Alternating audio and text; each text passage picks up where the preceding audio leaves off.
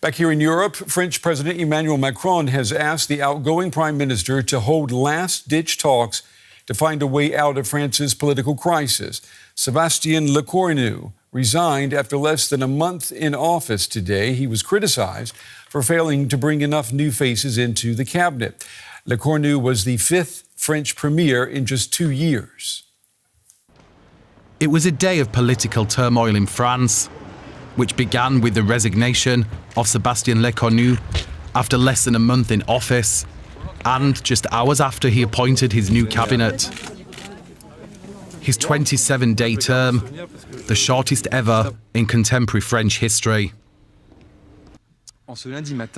This Monday morning, the conditions were no longer met for me to perform the duties of Prime Minister and allow the government to go before the National Assembly. But just hours later, in a bewildering display of political whiplash, Lecornu's motorcade was spotted returning to the Élysée Palace for crunch talks with President Emmanuel Macron, who has now given the outgoing PM until Wednesday to find a solution to the ongoing crisis. It's not clear if Lecornu would stay on as Prime Minister if he is able to stabilise Parliament. France has had 5 Prime Ministers in under 2 years, a situation aggravated by snap parliamentary elections in 2024 that left no party with a majority in the National Assembly. People in France say they're exasperated and exhausted with the government lurching from one crisis to the next. I didn't think it would work out, but I didn't expect him to resign so quickly. I was quite surprised, a bit like everyone else, in fact. Honestly, I'm completely disheartened. You wonder if we'll ever have a government worthy of the name. They all do the same. Everyone resigns. Everyone abandons ship. It's just too much. Local media say President Macron has said he is ready to assume responsibility if these crunch talks fail, appearing to suggest he might call fresh parliamentary elections if no consensus can be reached in the next 48 hours. For more on the political crisis, I spoke to DW correspondent Lisa Louis in Paris. She told me what reasons Lecornu gave for his resignation. Well, he insisted very much on the fact that he tried to find a compromise, to walk a fine line, to, find an agreement on a budget that needs to be voted on in the coming weeks. And that finally failed because the different parties were not willing to compromise. They wanted to stick to their programme. As you know, this came after the Interior Minister Bruno Retailleau said that he would not want to participate in a government with members of former Macron governments, and he said this is not a break from the past. But what we also understand is that Bruno Retailleau just didn't like the fact that he wasn't alerted to the fact that he didn't know the names of the members of the government in advance. He very much felt insulted in his ego, it seems. But, this is maybe not the end of Mr. Lecornu as a prime minister, because we are hearing reports that Mr. Lecornu has been to the Élysée today to talk to Emmanuel Macron after his resignation was accepted. And then also apparently he has been on his way to talk to Gérard Larcher, who's the head of the Senate, but also from the Republican Party. So it looks like, at least that Mr. Lecornu might be trying to come up with, making an ultimate effort to come up with a team with a centre-right government that could be put forward to the president in the coming hours or days. So, if I'm understanding you right, Lisa, then it's possible that Lecornu could be back in his job within a matter of hours or days? Is that what we're hearing? Yes, that is one possibility indeed. Legally speaking, that's an option. President Macron could just say, he's found another team and I accept this team and I re-nominate Sebastian Lecornu as a prime minister. This is uncharted waters, though. So everybody, here, all the political commentators are banging their heads against the wall to understand what really is going on behind the scenes. And obviously, the different opposition parties have been asking for other things. The left has been saying we need President Macron to step down. The far right has been saying, we want snap parliamentary elections. It seems like President Macron is not willing, at least not yet, to go down these routes. All right, our very own Lisa Louis with the latest in Paris, taking us through the shockwaves from that resignation of the Prime Minister. Lisa, thank you. And Stephen Beardsley from our business department is with me in the studio now. Stephen, the whole development hasn't gone unnoticed by the financial markets. The shares are down in France. The euro has dipped. What are market actors worried about right now? Market actors are worried that crisis is around the corner. And we have to be careful about exactly how we assess that, because France is not the only country that has a high budget deficit. It's not the only country that has a tremendous amount of debt and has accrued more debt in recent decades. However, because of the political situation there and because there's no clear answer to this deficit, investors are basically saying, look, we're going to need a bit more reassurance if we're going to lend you money. And so out of all of the responses that we're seeing from markets today, that includes falling share prices, the euro moving a little bit, I would say the most concerning one is that the rate of borrowing, or the cost of borrowing, I should say, for French sovereign debt has gotten higher. It was already high and it continues to grow. And in fact, it continues to distance itself from the borrowing costs for other nations within the Eurozone. And that's a big blinking light for a lot of investors that then would look at that and say further, well, if it's getting worse and worse, then maybe we don't need to lend. Maybe we need to ask for more and even more. And it sort of has a kind of self-sustaining kind of motion there. That's the fear, is that this develops into a borrowing crisis like we've seen before. Why is financial stability in France so important for the rest of Europe? Well, first of all, this is the second largest economy in the EU. And more importantly, this is one of 20 nations that shares the euro, right? And we've seen what happens when there is a crisis in one country that uses the euro before. This has happened with Greece, with Portugal, with Ireland, almost 2 decades ago. And this caused a ripple effect of many other problems around the eurozone that had to be immediately dammed. They had to immediately be repaired. And it cost a lot of money. It cost a lot of political capital. And there was the possibility that the euro as a project might collapse because of it. Basically, 20 economies have to provide the underpinning, essentially, the financial stability for a common currency. And when there are questions whether one country, and in fact, one of the largest countries in the Eurozone, can even pay its bills, then investors are going to start to wonder what's going on, and the currency is going to lose value more and more. Now, Lisa just mentioned what she called the colossal deficit that France has. How urgent is that France gets this budget under control? It is urgent, and especially if borrowing costs are rising, then the cost of sustaining that deficit are going to be more and more. Remember, a deficit is what you can't pay in a certain budget year, right? You're spending more than you actually are taking in. The debt that you accrue is the result of deficit after deficit after deficit. And so when investors look and they say, we're not too crazy about the amount of debt that you have given the political situation and the economy right now, then it gets more expensive to borrow that money to sustain the deficits that you already have. And that's the issue. That's what they're going to have to solve.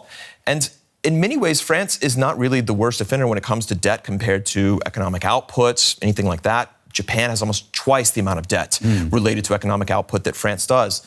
The problem is the political situation in France is especially gridlocked right now. And there's no clear resolution that's going to immediately make things better. And that's why this red light seems to be blinking a bit more than it does in other countries. Right now, we are seeing a general skepticism about sovereign debt and about lending to countries. We're seeing that the costs are going up around the board.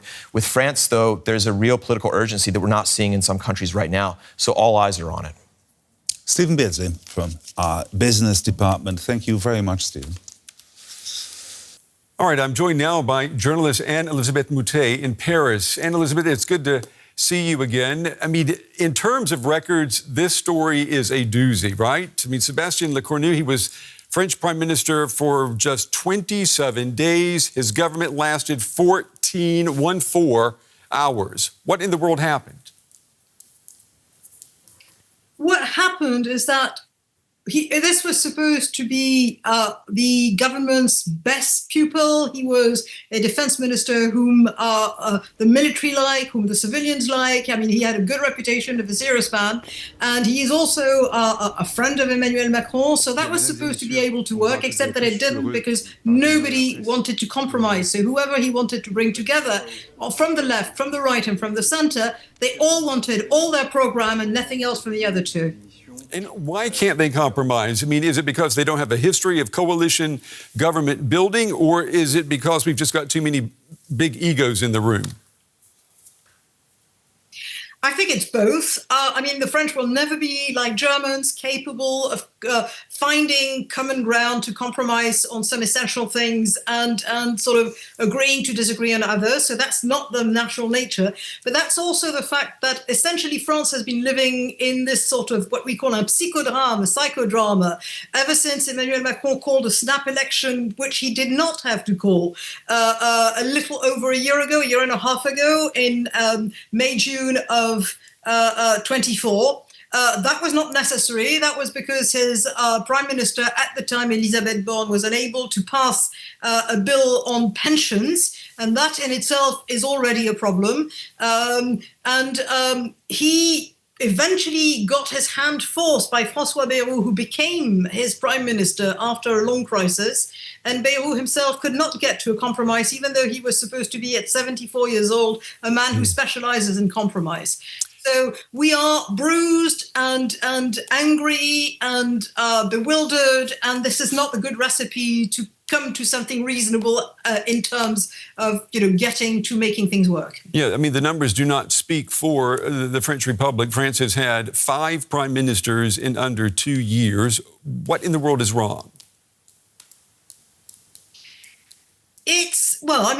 To some extent, the Fifth Republic was constructed on a constitution that, after a period of uncertainty and 2 colonial wars in Indochina and in Algeria, it was constructed around the personality and the past, the glorious past of General de Gaulle, who built something which had something legally sort of very well written, but also that took into account the fact that he had been a military leader and a constitutional military leader, scrupulous about the law, but with an authority that none of his successors, not even François Mitterrand, who was the one who had most, could quite copy. To a large extent, General de Gaulle was 2 meters tall, and it was a suit of armor that could only fit him.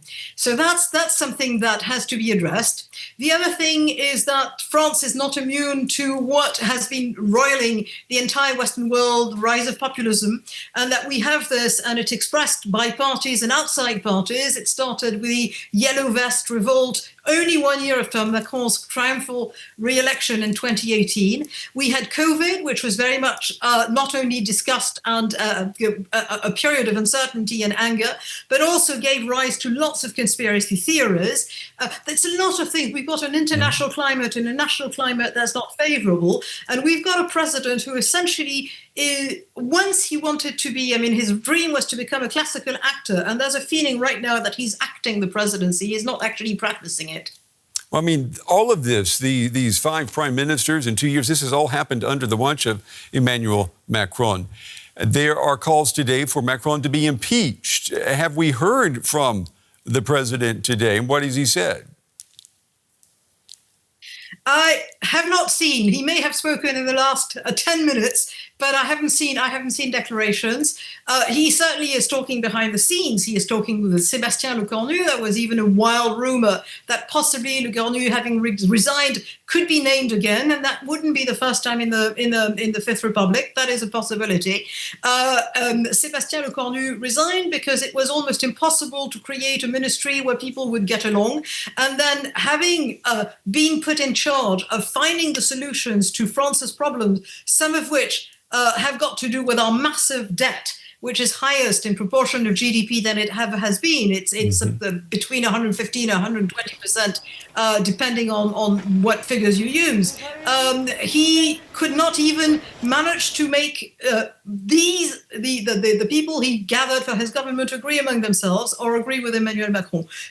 He might get more free reign in creating this government. It's supposedly his government, but we know that Emmanuel Macron was very active in organizing it, and he imposed Bruno Le Maire, the finance minister, who is seen, having been 6 or 7 years in power, responsible for part of the debt, the last one.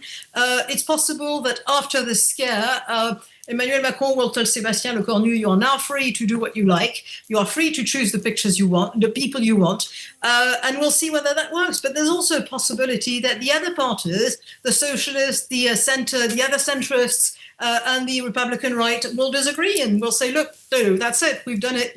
We're not interested anymore. So it is possible we could get up tomorrow morning and Lecornu could be prime minister yet again. That is in the realm of possibilities. What we know for sure is that France's next presidential election is scheduled for 2027, in which the far right is hoping that it will have its best chance to seize power. Is all of this turmoil boosting those prospects? Of course, this turmoil is boosting the prospects of the extreme right. The last election was won easily. The last presidential election was won easily by Emmanuel Macron because it was, look, if it's not me, it's Marine Le Pen, and that was seen to be so distasteful that he sailed for it. And then we had two sets of legislative elections separated by 2 years, and the last was the snap election. And again, there was a majority, a plurality, not a complete mathematical majority, for the National Rally, which in itself had become a quieter party, a sort of soft-spoken, saying, no, there are things we won't do, we are committed to the values of the Republic, etc. And they were detoxifying themselves. That was the expression they used. But at the same time, the rest of the parties together decided to create a Republican front to bar the road to the National Rally. Right now, if you wanted to have a front to bar the road to somebody, it would be to France Unbowed, La France Insoumise, the extreme left movement, which is now creating enthusiasm in about 20% of the voters and repelling most of the others. So it's a new situation in France. Is there such a thing as a Republican front? And Republican front against whom? We do not know. Okay, journalist Anne-Elisabeth Moutet taking us through a battered and bruised political Paris tonight. Anne-Elisabeth, as always, we appreciate your reporting. Thank you.